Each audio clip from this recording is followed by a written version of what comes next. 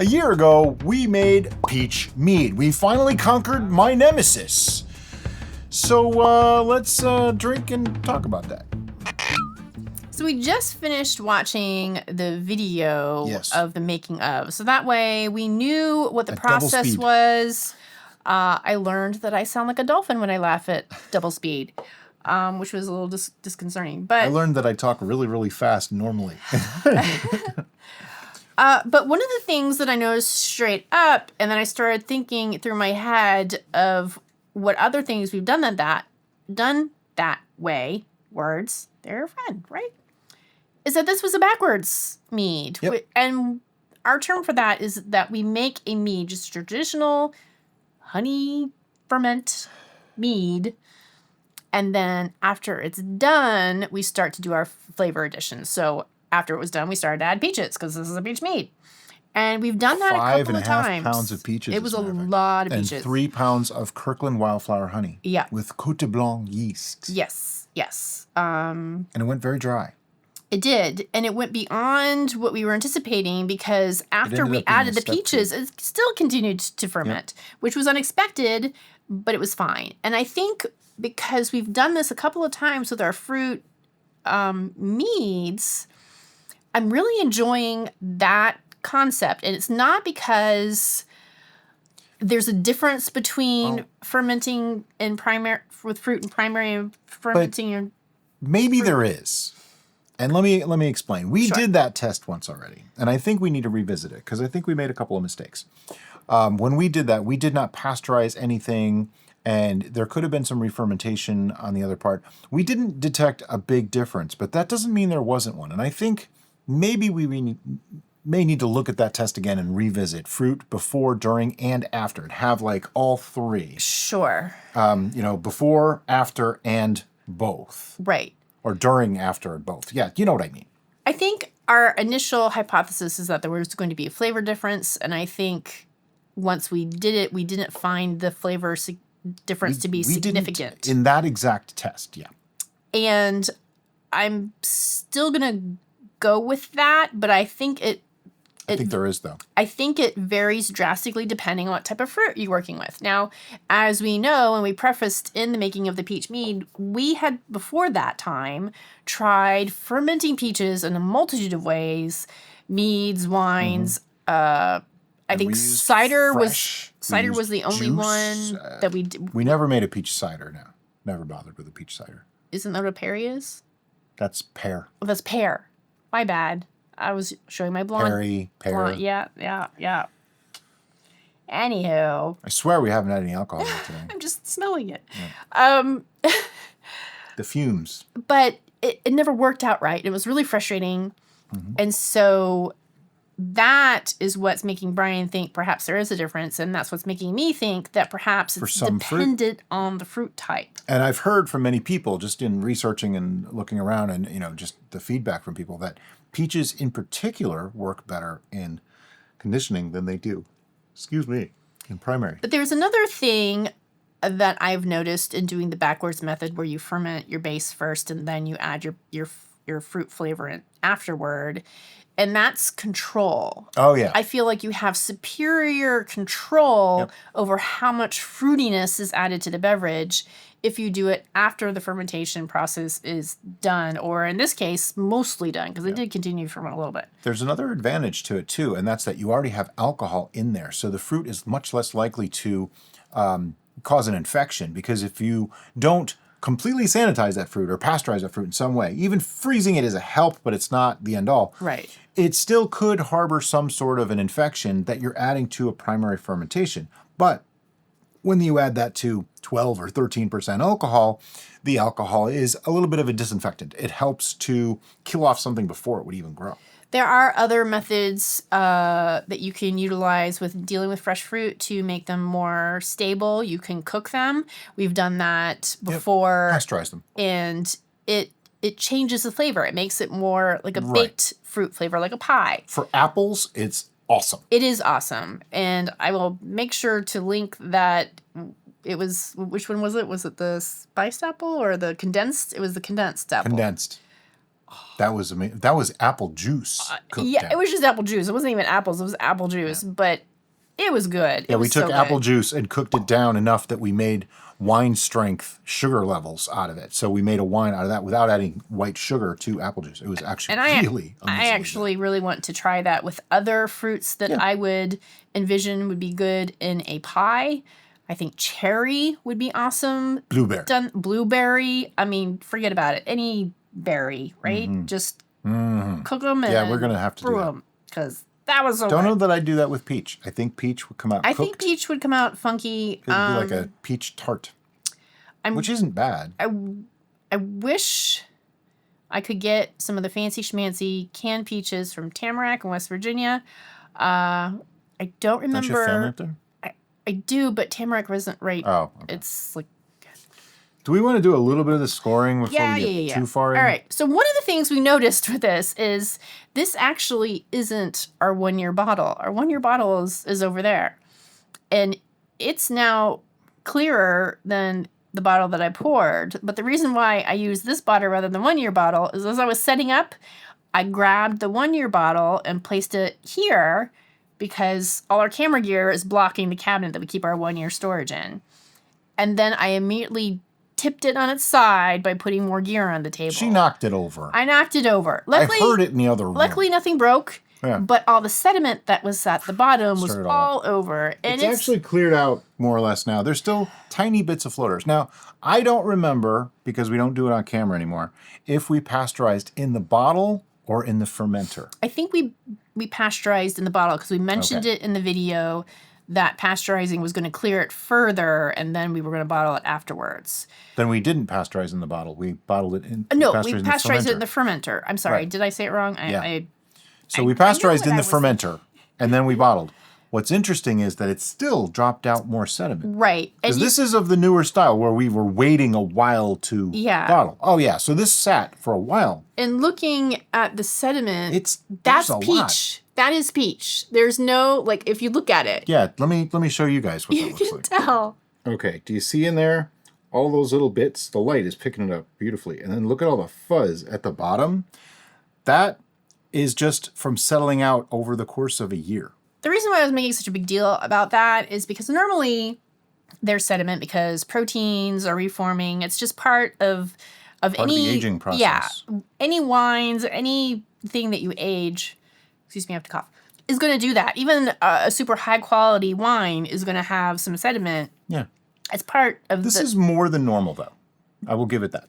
But normally it's not identifiable as a thing. Yeah, It's it looks just like peach fuzz. sediment. That's peach. Yep. That is peach. And I'm not surprised because I remember when we fermented the peaches, they just obliterated themselves. Yeah, they fall apart. And some people like to use a bag. We've stopped using bags, mostly because they're a pain in our... Okay, and I know somebody's going to have a problem with it, and some people will tell me that they love them. To each their own. And that is totally fine. Here is our experiences with it, and what we've found is that the idea behind using a bag is so that you can just pull that bag out and the fruit comes out and everything else stays. Well, that's good, except for one problem. As you're pulling that out, all that liquid that's coming out is now oxidizing. So that's kind of minor, but it is something to consider. And second, you disturbed all the lees anyway. So you're already, now you have to let that sit and clear anyway.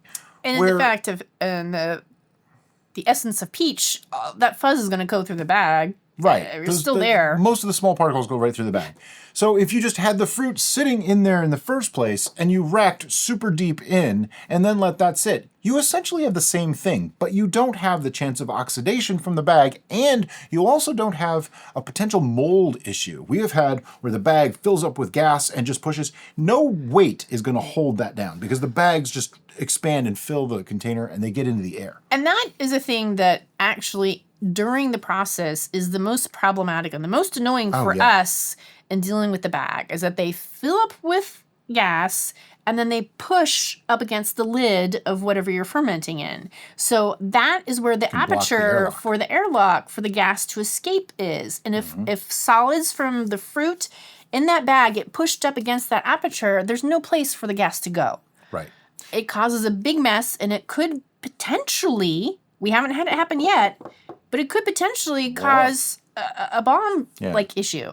The other thing is you can eliminate the gas buildup like that, the balloon, by using a not as fine bag, but then more particles come through. So it kind of becomes it just doesn't seem to work for me. I think the idea comes from boiling a bag beer, because in boiling a bag beer, it's super easy. Yeah. Like literally you have all your stuff, you pull that out, you're good to go. That's it. So for that, I totally think a bag is great. Sure. But for fruit, there's probably exceptions. Like if you're using small spices and stuff like that, a small bag with the spices in it might not be a bad idea, but really, how much are you saving versus how much are you gaining? There were times that we used the rumble jar in it, and that worked perfect because it's more contained. It's not going to cause a blockage. So. Yeah, I think it's really a case by case, but for most larger batches of fruits and stuff, I don't think it's worth the trouble. But that's our opinion. Right. Your experience may vary, but just, this is what we've learned and what we've done along the way. So if bags work for you, keep on using them. Yeah. We probably won't.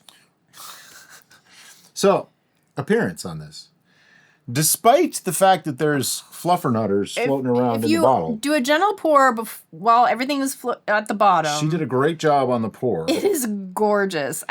Do you want to show? Okay, let me show you. So I showed you the goop. I wanted to show you how clear it is without the goop. A nice gentle pour, and it is crystal clear. Actually has a nice yellowy orange color too. It's semi-peach reminiscent. I wouldn't say that it's super peach reminiscent, but yeah, I like it to be orangier. But I think the only way you get that is artificially enhance the color, and I don't want to do that. Right. I'm good with this. Yeah, we tend to not artificially enhance colors at all. No. But clarity-wise, worked beautifully. We did actually use pectic enzyme in this with the fruit. Yep. So that may have helped with the clarity a little bit, but usually our meads clear more or less on their own anyway. So we're using our new scorecards. That was appearance. I'll show you the cards later. Next is aroma.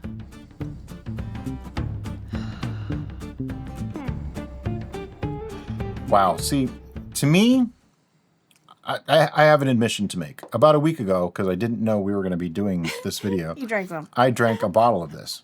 And my first impression was, it's a nice mead, but it's not so peachy. And in the smell, I'd have to agree with that statement still.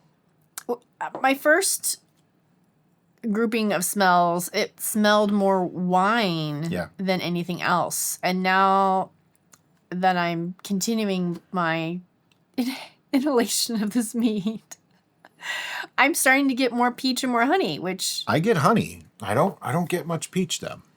Not much peach at all. Really get in there. It smells more like almost a cooked peach with honey over it rather than a fresh peach. Yeah. And I was hoping for the fresh peach, but I guess because it's aged, that's difficult now. So it would automatically be a different flavor just because it's aged rather than immediate. Yeah. It's not an undesirable smell. No. I like the aroma, but I agree with Brian. It's not as peach forward as I would like. If you didn't know this was peach, you might not think it was peach. If you smelled this blind, you might not think peach. In fact, I probably wouldn't think peach. I'd think it was a mead, though. Definitely comes across as a mead. All right, I'm going to do my number.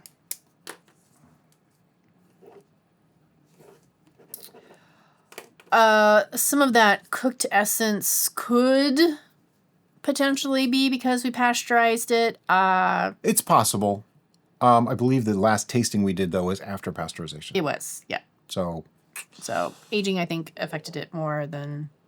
And now we're on to flavor, which is the best part because we get to taste it.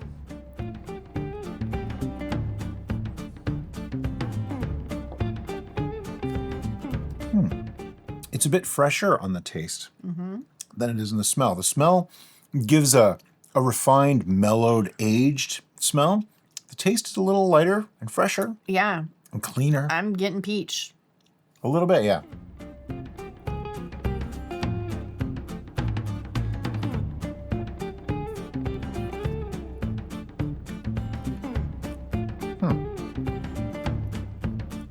Maybe I just wasn't exploring it when I had the last bottle, but this tastes completely different to me. Yeah, I think because you also probably had it on ice. I probably did. I may have. that could have turned down some of the peach notes. Yep. So that way I wouldn't have tasted it as much. And that's something that we sometimes mention, but I don't think we mention very frequently when we do our tastings. And that's temperature is going to affect the flavor profile of your brew. It's going to turn up some things. It's going to diminish some things, and some other things it might not affect at all. And there's really no, as far as I'm aware, standardization to go, oh, this is what you can predict by doing this thing. Well, in general, making it cooler turns flavors off. In general. But that's a generalization. And as we know, generalizations are generally wrong. Also, when we chill it, we either put the bottle directly into a fridge or we add ice. And I do more it often on than ice not, a we lot. add ice. It's convenient. If you are a whiskey drinker, then you're probably familiar with how water can change the flavor profile as well. It does a similar thing as to temperature changes, where it turns things down and enhances things up. And that's due to the water-soluble flavors, and it's kind of like a light switch where it turns things on and off. So that could be playing a factor too, as well, by chilling with ice. This is just a lot more of a complex flavor than I remember it being just a week ago. Granted, I might have, I think it was like a Saturday. I was just hanging around watching TV, so I wasn't really thinking about the mead as much. And I know let it breathe. We never do that. Well, these glasses we let breathe, which may have that may have affected it as well. We did let these sit while we watched the video, so they sat for half an hour after being poured. Yeah. Well, let's find out. Is it any different?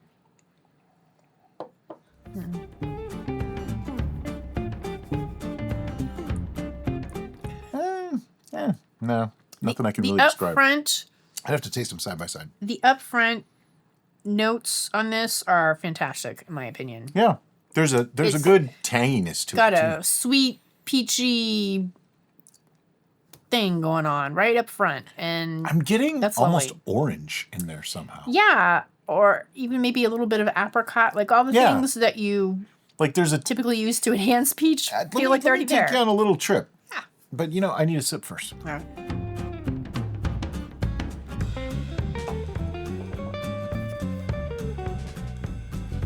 Okay, as it enters, I'm getting the honey floral notes, which is really nice. It's rich, but not like super crazy rich. It's just rich enough. Like the flavors meld nicely together. Then I'm getting that bit of almost the fresh peach, but it's not super strong. Just a hint of it coming through, like undertones of fresh peach with honey. And then as it hits like the 3/4 palate, that's when I get like a tang in the roof of my mouth. And I think that is just the interaction of some of the acids that are naturally in peaches coming through over time with the little bit of acidity that comes from a honey or a fermented honey in and of itself. And then at the end, it's actually got quite a long finish, almost smoky. And as that tang comes in, though, that's when I'm getting the orange flavor. Yeah. Yeah. Kind of like the oranges a cooked down marmalade even. Yeah, yeah. And wow, the travel on this is actually pretty amazing. That's why I say this is a lot more complex than I remember it being. The one thing I notice lacking on the finish is I'm not getting that bittering at all. No, I'm actually getting it more in the 3/4 with the orange flavor, so it kind of masks it, but it adds to it. Because this is a sweet mead. It's 1.024. But it doesn't come across as super sweet. It initially you go, oh, this is gonna be sweet, and then you go, oh, wait, there's some tang in there. It's not quite. The acidity hits a little later, which I think that's really cool. Very interesting. It does have that nice travel and that complexity in it, and I'm really appreciating it. We need to make sure that we bring a bottle for Dad to try, because I think he'd really. Yeah, I think your dad would really like. My dad loves peaches, so I think he would really enjoy this. He was part of the inspiration for making this, as a matter of fact. Absolutely. So. All right, so we need to make a number. Select a number for our flavor. Okay. I need to drink more then.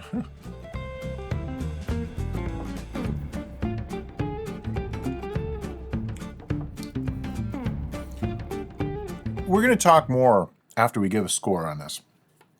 There's some things that I'd like to talk about. Yeah, this definitely gets the mind going. There was lessons learned here that I think are applicable to other brews, and we're going to talk about that.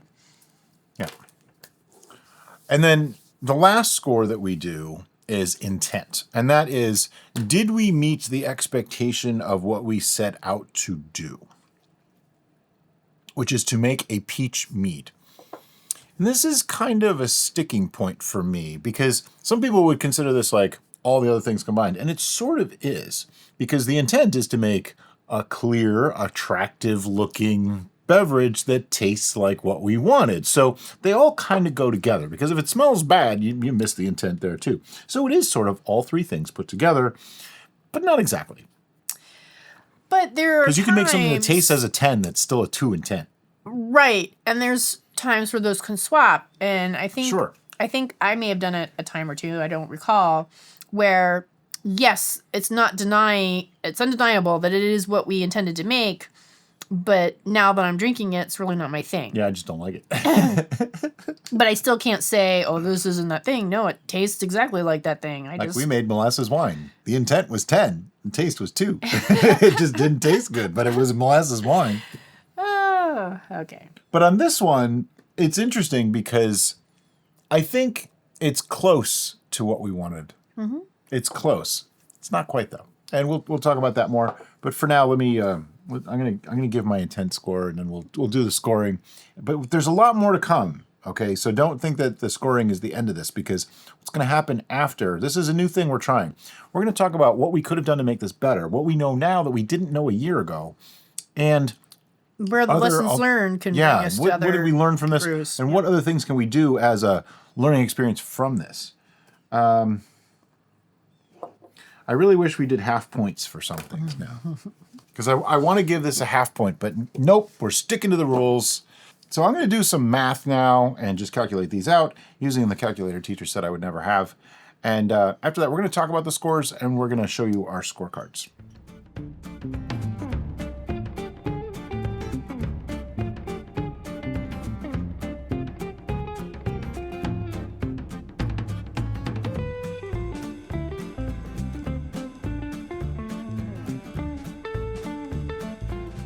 All right, math is done. Numbers are done.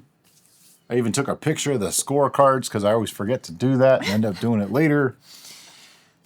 Are you ready with your number? I am ready with my number. All right. 1, 2, 3, 9. 8. A year ago, when we first made this, we both gave it an 8. We did. I find that very interesting. Now, the new numbers are very different, but my flavor score was also an 8. I tried not to be biased. We are changing some of what we do, where we do watch the old video first to know what we did, and I think it helps. But I think we're mature enough, and I think we're experienced enough to be able to be unbiased in our expectations. In other words, we are not here to sell you on this recipe. We are not here to tell you how great we did. We are here to show you the trials, tribulations, the fails and foibles, and all the good stuff and bad stuff that happened along the way. And to me, that's a far better learning experience than just saying, this is awesome, look at this thing we made, this is perfect. Illustrating our mistakes is just as important of a learning vehicle as illustrating our successes. So that way you know not only what to do, but what to avoid as well. That's super important to learn. Yep. And we jokingly say, learn from our mistakes. Well, yeah. You ain't kidding. If you learn from our mistakes, then you don't have to make those mistakes. And it saves you time. We screw up so you don't have to. It saves you time, effort, and money. So you're welcome. So, interestingly enough, appearance. Let's just go through the scores. We both gave it a 5 for appearance because it looks absolutely beautiful. Does it look like a peach mead? See, to me, that falls a little bit more under intent. Sure. That's why, as an appearance, Right. I gave it a 5. Right. I gave it a 5 as well. If I had to judge it as, does it look like a peach mead? It's not a 5. It's not. You're right. But that's not how we do it. That's right. Aroma, same thing. Intent doesn't come into play. Does it smell good? It smells good, It could smell better. but it could smell better, It was lacking a couple of notes that I really would have liked to have. which is why I gave it a 4. I gave it a 4 as well. It still smelled good, but So far, we're on the same track here. And this is where we differ. She gave it a 9 for flavor. I gave it an 8. I gave it a 9 for flavor because that first 2 seconds where it's just sweet peachy juiciness makes me so happy. Particularly... So you gave 90% of the score for half of the flavor. But particularly because Peach was being such a jerk face for us to try Jerk to... face.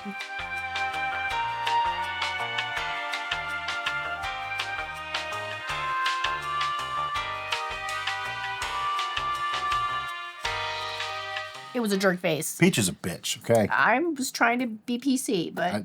That is PC now. It You is? can say that on YouTube now. Really? Yeah. You'd be amazed the stuff you can say on YouTube. We're not going to. We're not. I use it for effect. I'm going to use jerk face because I think Because if you use the word too much Those or of use the words you- too much, they become meaningless. who know me know jerk It's a face. strong word. That's fighting words right there. I don't even know what I was talking about now other than jerk face.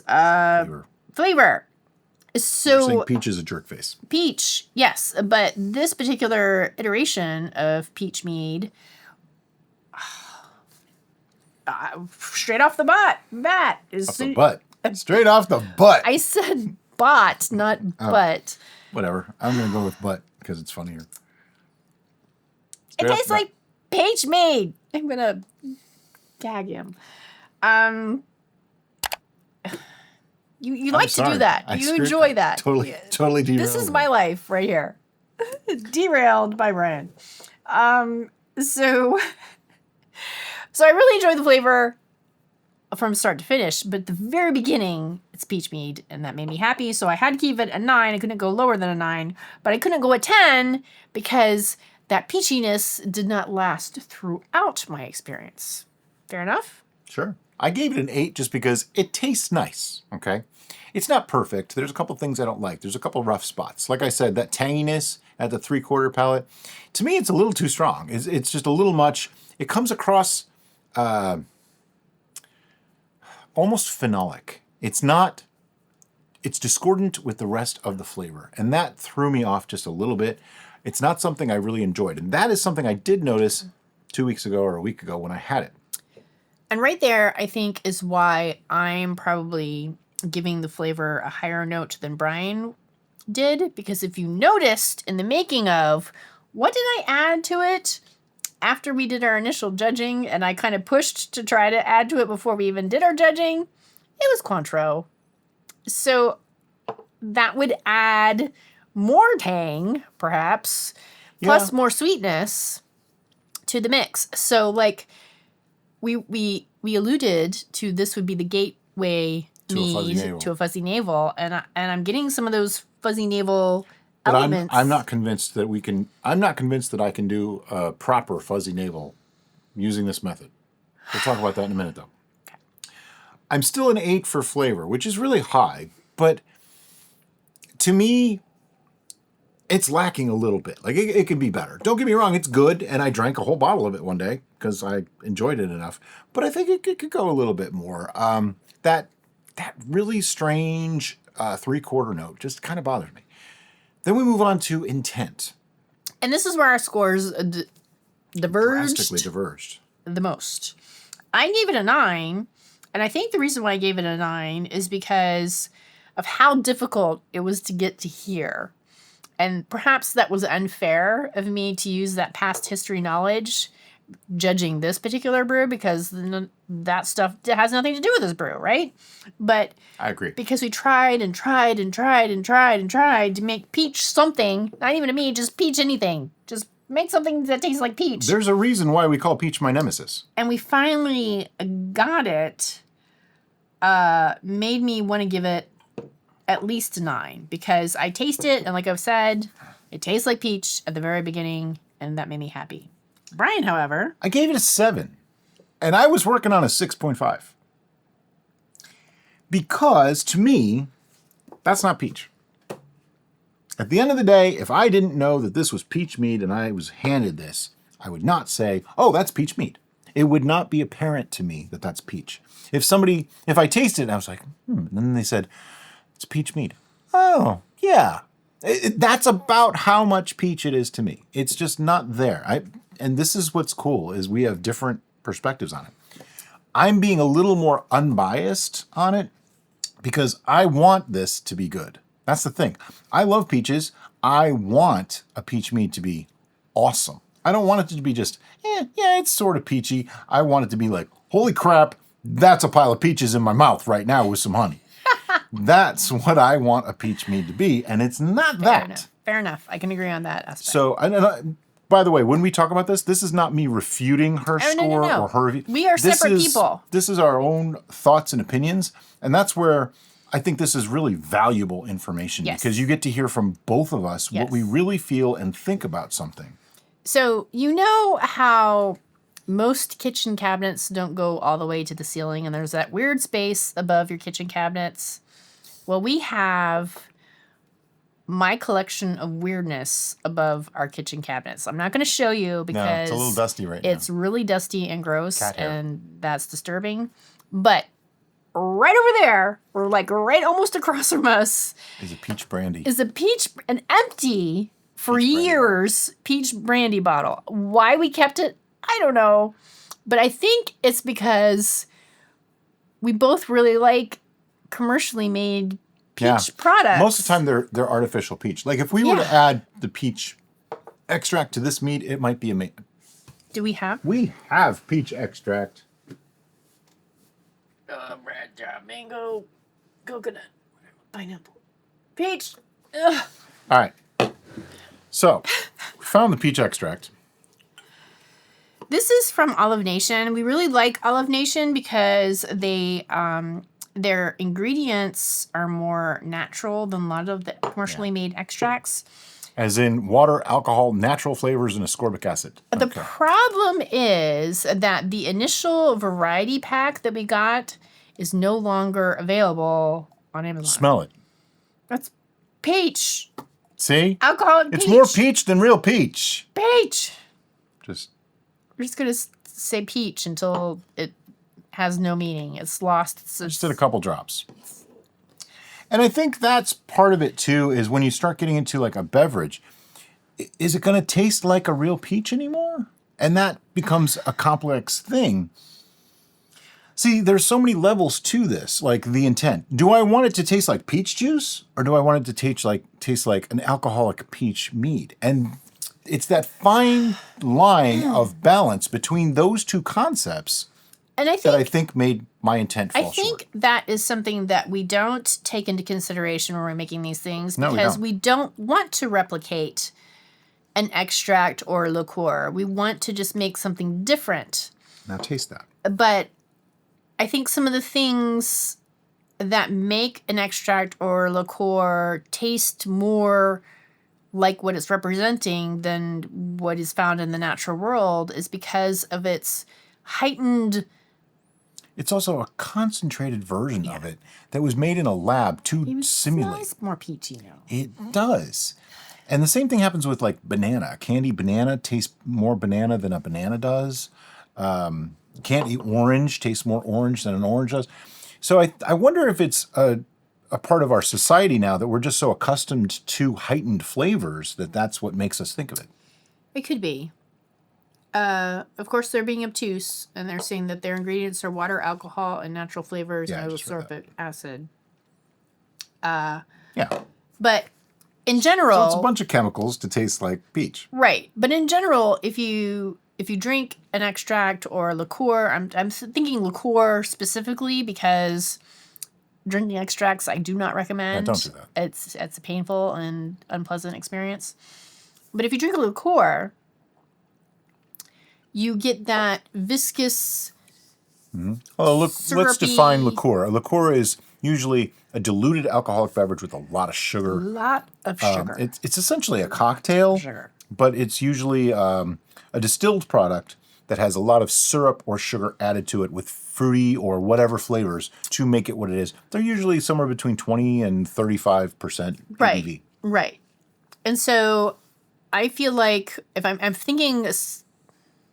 like the mad scientist in the lab kind of thing. How do these things become a heightened sensation of that? I think it's because they pump so much sugar in it. Yeah. And then they add to that sugariness like a condensed, very potent version of whatever that flavor is, whether it be actually extracted from the origin or just chemically created to make it feel like peach. And lots of people have said when we were talking about peach and how many problems they were having with peach, they suggested adding apricot to it. And adding apricot will make the peach Makes it more taste more peachy. like peach. And we've noticed that with doing chocolate flavors, that if we add a bit, just a small bit, of vanilla, then that makes the chocolate more chocolatey. By the way, chocolate and vanilla are not opposites. Think about that for just a minute. So there's a lot of science and chemistry in here into how to trick the brain to read a flavor profile, not necessarily by going the direct route, by going, we want peach, so give you peach. No, we want peach, so we're going to give you apricot and sugar and some other thing, and then a little bit of peach. Think about it this way, too. It's kind of like orange juice concentrate, apple juice concentrate, any concentrated juice that you can find. The concentrate of that is going to taste more like the thing than when you dilute it down to what it was originally. And I think that might be what we're dealing with here is we did not concentrate the peach at all. Right. And you can only physically add so much to a fermenter. And I think the one thing that we agree on both of our scorecards, regardless of what our numbers are, is that what do we feel is missing from this? More peach. More peach. So going back through our mental catalog of all the things we've done and what we said not to do, but now I'm thinking perhaps do. Cook it down. Cook those peaches. Cook them into one step further. A syrup. One step further. Sugar it. Just off the top of my head. Take a bunch of peaches. Juice them. Cook the juice down to get sugars. Then add fresh peaches and the juice. But you have to be careful. See, this is the fine line with mead, okay? Personally, I couldn't care less. Is it a mead or a wine? I don't care, okay? We made a brew, period. And I know some people say, oh, you're not brewing. Beer is brewing. Coffee's brewing. You know what? It's become a colloquialism to just say brewing. So let's just accept that when you're making wine, mead, cider, or beer, you're brewing. It's all the same thing. It's all fine. Because if you say fermenting, it just sounds. I'm not making pickles or sauerkraut. Right. I'm making freaking wine here. Come on. But anyway, so just hear me out. If we were to take the juice of say 5 or 10 pounds of peaches and cook that down, that's adding a lot more sugar to it. Okay, it's going to condense the sugars, which could overpower the honey. So we might have to play with the honey level to keep it as a mead. But if you don't care about that, then don't worry about it. I'm more interested in something that tastes good than something that fits into a mold. I don't know if anybody's figured that out yet. I'd much rather make something that tastes great than say, this is this thing. We have to call it that thing because if I called everything George, no one would know what our videos were We still have to make the Steve Mead. Steve Mead, yep. Yep. We need to talk to Steve to see what he likes in mead. Steve, reach out because I actually forget your last name. We're making you. Sorry. Yeah. That sounds weird. Sorry. You know. I want to work on that recipe. So reach out and just say, hey, I'm the Steve you were talking to. And we'll figure something out. But anyway. And we're going to get all the Steves contacting you. No, there's actually one guy, and I'll know his name when I see it. I forget it right now.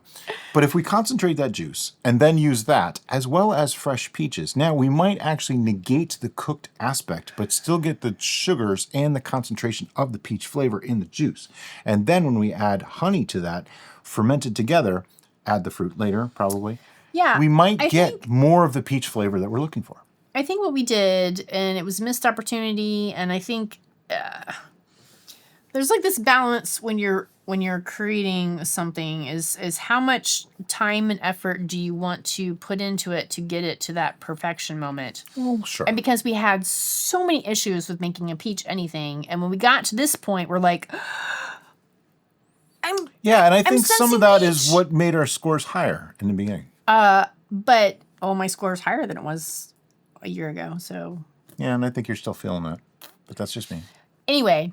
I mean, this is a good mead. Don't get me wrong. This is actually really good. It's lovely. This is actually really good. I enjoy this. But pushing that flavor note, pushing the peach, at the point that we pasteurize this and we tasted it, we can go, even though it's really good, we could push the peach and it would still be good and perhaps be even better.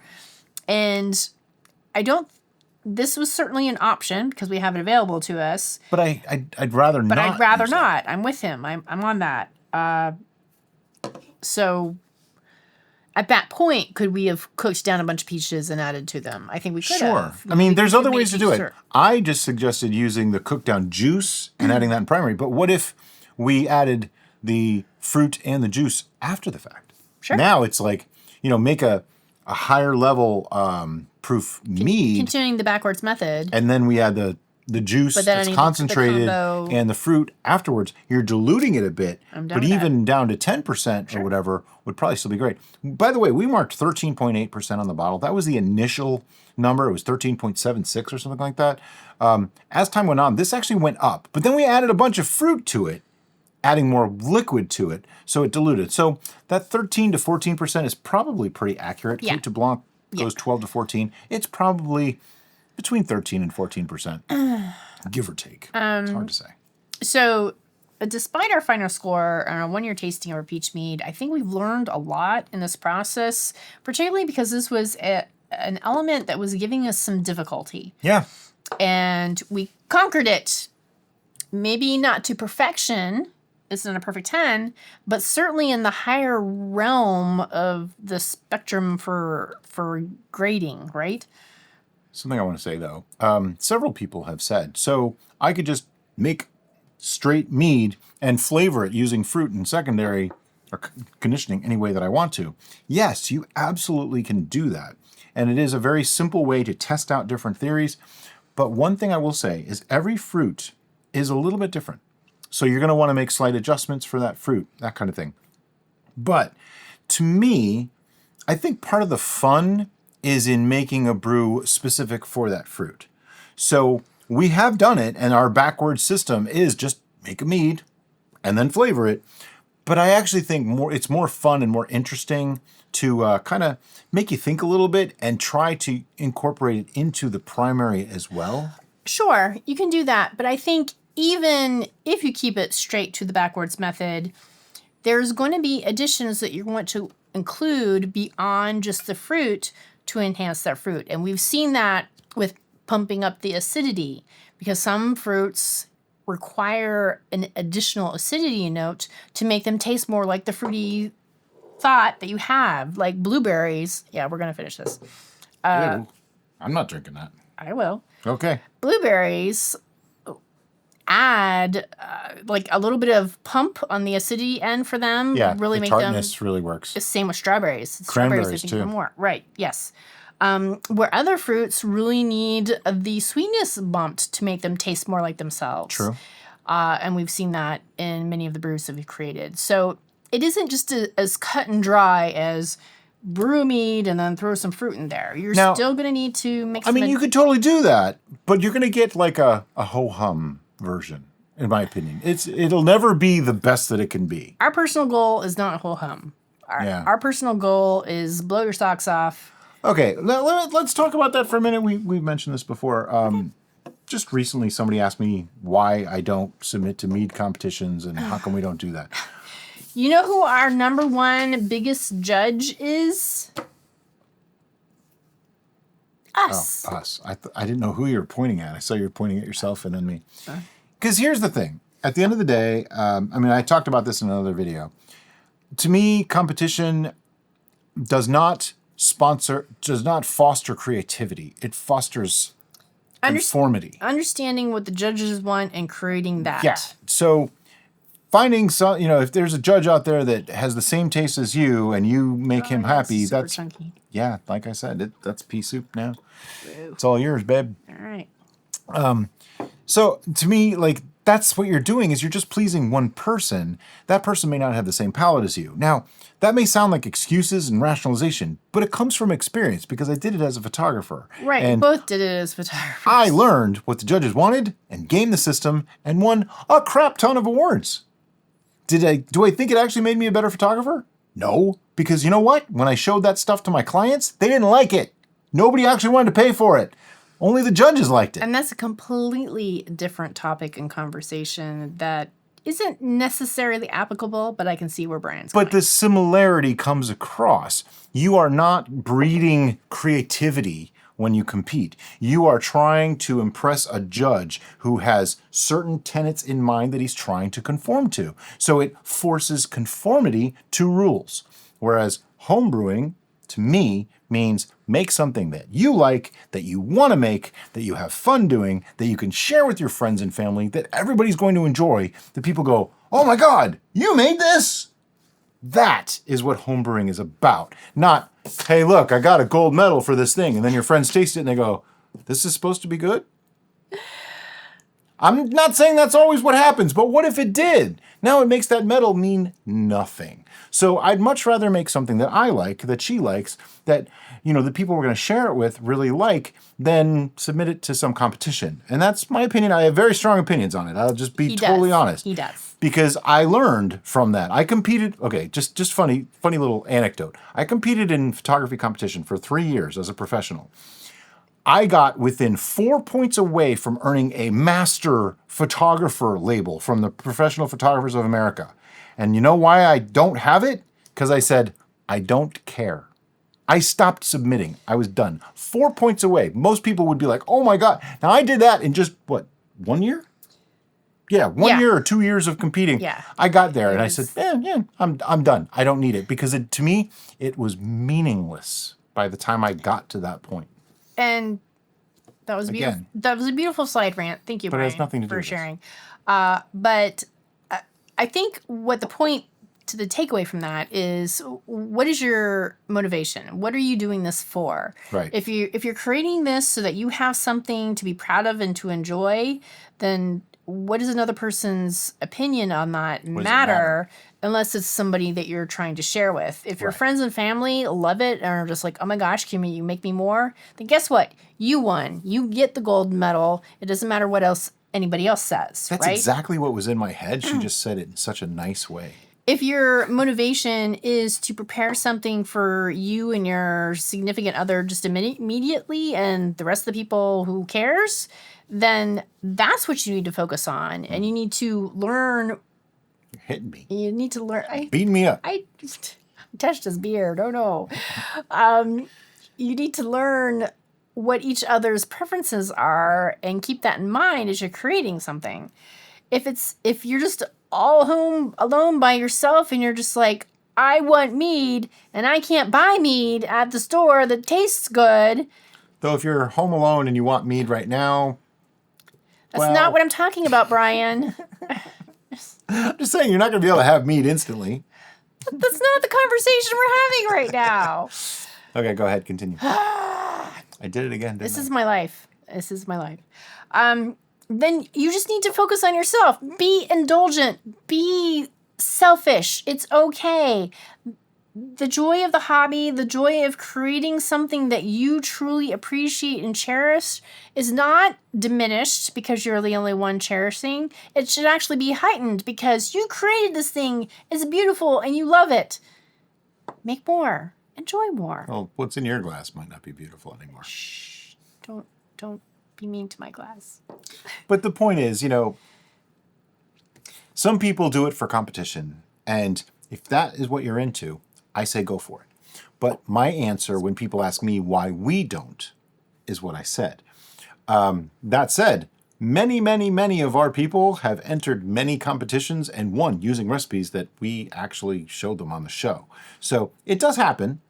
We haven't done it, and I don't know if they change things or whatever, but I just know that many people have told me they won. See how I tried to get him away from that topic, and he's just like, nope, getting back to this topic. Yeah, well, because it comes up a lot. People ask me all the time.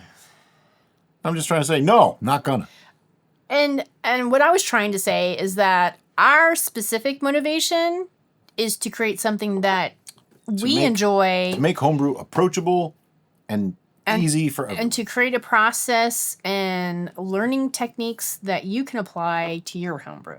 Yeah, that. And you know what? It's the end of this video. As always, guys, thanks so much for watching. Have a great day. Bye-bye.